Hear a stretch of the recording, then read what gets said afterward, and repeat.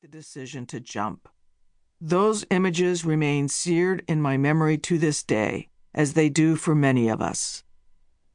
We will soon observe the 20th anniversary of the Tuesday that transformed our nation so profoundly that it is known most commonly by its date, 9/11, like December 7, 1941, Pearl Harbor, or November 22, 1963, the assassination of President John F. Kennedy.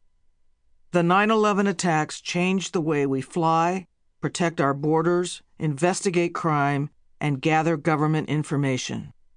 They changed the way we organize the federal government itself, the economy, and even the way we watch the news on television. The nonstop news ticker screen crawl was born to handle the torrent of information that day. The 9/11 attacks shook the American psyche, too, in ways that continue to reverberate. It had been nearly 60 years since the Japanese bombed Pearl Harbor, and for the first time in the lives of most Americans, we had to struggle with the realization that we were no longer safe from attack by a foreign entity within the borders of the United States.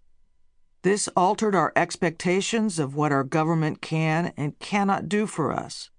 It affected our politics. It challenged our conception of ourselves as the world's most open society. It's been nearly 2 decades since 9/11, and I believe it's time to take stock of those changes, to identify which policies that were put in place back then still work and which ones need to be fixed.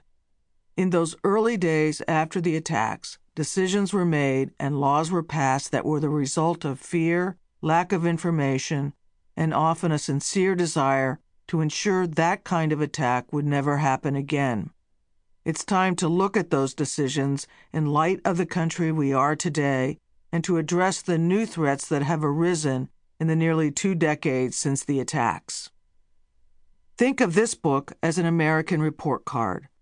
What has worked and what has not? What are the social, political, and economic costs of that progress? Where are our biggest vulnerabilities today, and how do we repair them? What are the risks we must accept if we are to remain a free and open society?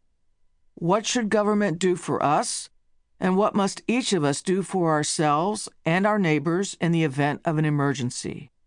Most importantly, are we safer and more resilient today than we were on September 11, 2001? One of the biggest changes resulting from 9/11 was the creation of the Department of Homeland Security in early 2003. The job of the department is broad: to protect the nation's air, land, and sea borders, and to manage our immigration system and oversee the federal government's resources for responding to disasters of all types. Unlike the Department of Defense, which was created after World War II, the Department of Homeland Security, DHS, is primarily a civilian agency. It has domestic law enforcement and intelligence gathering functions, in addition to its global responsibilities. And it is enormous. DHS is the 3rd largest agency in the federal government, behind the Departments of Defense and Veterans Affairs, with 240,000 employees.